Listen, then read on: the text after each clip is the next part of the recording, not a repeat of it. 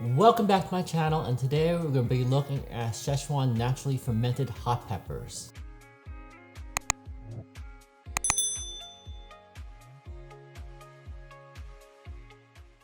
Now don't get this confused with canning. As you see right here in front of you, this is lacto fermentation.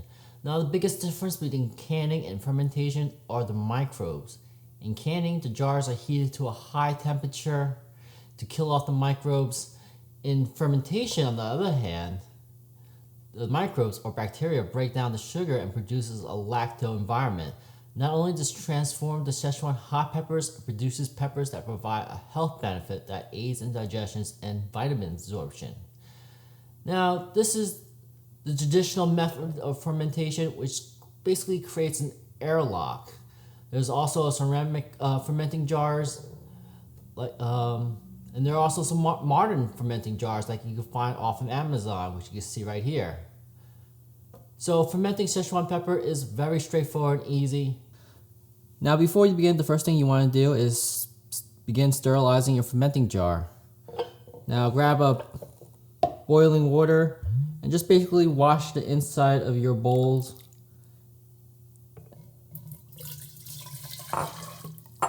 And just give it a nice rinse through. Now let's put this off to the side and let's talk about our spices. Now before we add our spices to our fermenting jar, we want to give them a nice thorough rinse with hot water just to remove all the dust and particles, because we don't want to cloud up our fermenting jar. The first thing you need is about 25 grams of cinnamon sticks, 20 grams of Star Anise, 3 grams of bay leaf, 10 grams of Sichuan pepper corn, and grab enough hot boiling water to cover the spices. Now grab your chopsticks and give it a good mix. Once it's adequately cleaned, let's go ahead and strain off the water. Alright, let's get back to our fermenting jar. Now for this fermenting jar, I'm using a 5-liter fermenting jar. Please feel free to adjust the ratios of your recipe accordingly if you're using a bigger or smaller jar.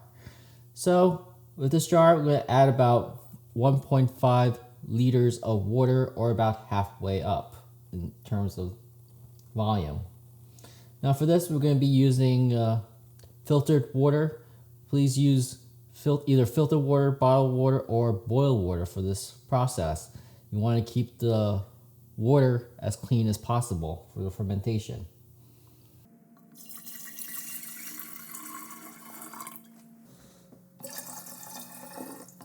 Alright, next thing we need is about 240 grams of kosher salt. Now if you don't have kosher salt, you can use regular salt. So just add it in.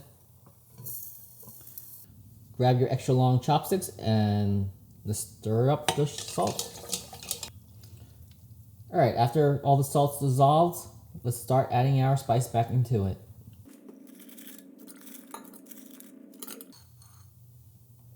Now next you want to add about 40 grams of rock sugar. Now the more rock sugar you add, the faster it will ferment, but you don't want to go way too fast, so about 40 grams of rock sugar is more than enough. You also need about 40 grams of garlic. And you'll need about at least 150 grams of the freshest ginger you can find. Now the last thing you need is alcohol. Now if this was more the traditional Sichuan fermenting jar, you would use Pao Jiao. But since I don't have Pao Jiao, you can also substitute with vodka or gin. Now you need at least 40% proof alcohol. Now you can also use gin, as I said, but make sure you keep it around at least 40%.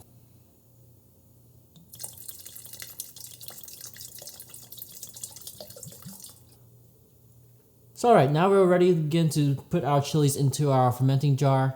Before you do, make sure you give your chili a good rinse And also inspect your chilies. Make sure you don't have any rotten or diseased chilies. If you do, like this one, it's totally rotten. Toss them to the side. So here I have about 600 grams of chili. I also have another cup, 500 grams of that 1.6 to 10 ratio of salt to water, just in case I don't have enough water in the jar. So alright, let's start dumping them in. Now for this recipe, I'm sticking more to the traditional ingredients for the fermentation. You can add additional vegetables if you like. One of the more popular ones I've seen is daikon. You can also add different flavors like cilantro, scallion, or any green leafy vegetables into this mixture. But if you're going to use any green vegetables, make sure you just keep them for no more than 72 hours because they'll cause additional unwanted reaction in your fermentation. So once after 72 hours, take those leafy green vegetables out and let the fermentation continue. So alright, so the last process is basically covering your fermentation jar. Grab your water and just cover up to the top. So basically this creates an airlock which creates a safer anaerobic environment for a healthy fermentation. The fermentation process creates hydrogen, methane, and carbon dioxide. As the gas builds up, it will push the oxygen out of the container, and since carbon dioxide is a much heavier molecule, this creates an anaerobic environment which will inhibit any oxidation. And this is most important because of the mold, because mold requires oxygen to flourish. By depriving the mold of oxygen, you're essentially inhibiting the mold growth. Now, here are some tips for some successful fermentation. Number 1, use clean, boiled, or bottled water for better fermentation. Number 2, keep the salt-water ratio around 1.6 to 10. Number 3, keep the spice cleaned and washed. Number 4, keep the fermenting jar oil-free. Number 5, adjust the salt for better flavor. Number 6, add rock candy to reduce the fermentation time. And number 7, most important, over the process of 20 days or more, keep your jar in a nice, cool, and dark area.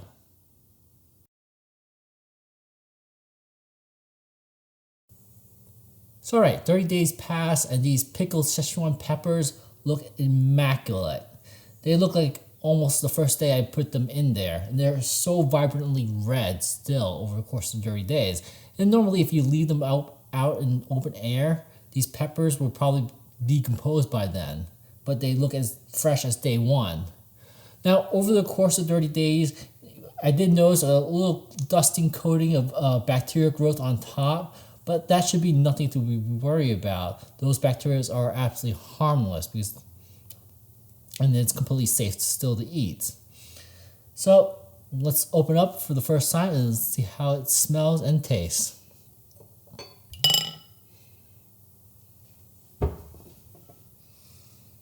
Oh my god, you can smell that fragrant ginger, Sichuan peppercorn, garlic. It smells sort of sweet in there too. And you also have that hot pepper aromatic all mixed in together. It also smells a little bit salty, vinegary. It almost smells somewhat like the heat from like a regular sandwich pickle, but even much more intense. So alright, let's pick one out and let's see how it tastes.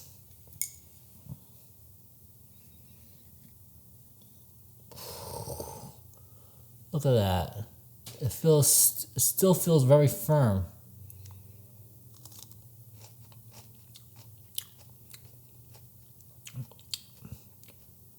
It tastes very vinegary.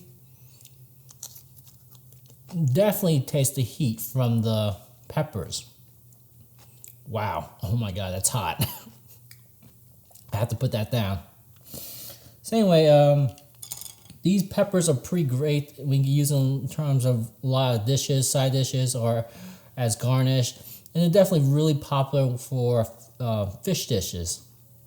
Oh god, this pepper's already overwhelming the palate on my tongue. So, that's all I have for today. If you found this video informative and interesting, hit the like button. If you want to see more videos from me, hit the subscribe buttons. If you have any thoughts, comments, suggestions, leave them in the section below. I'd love to hear from you guys. Until next time, peace out and happy cooking.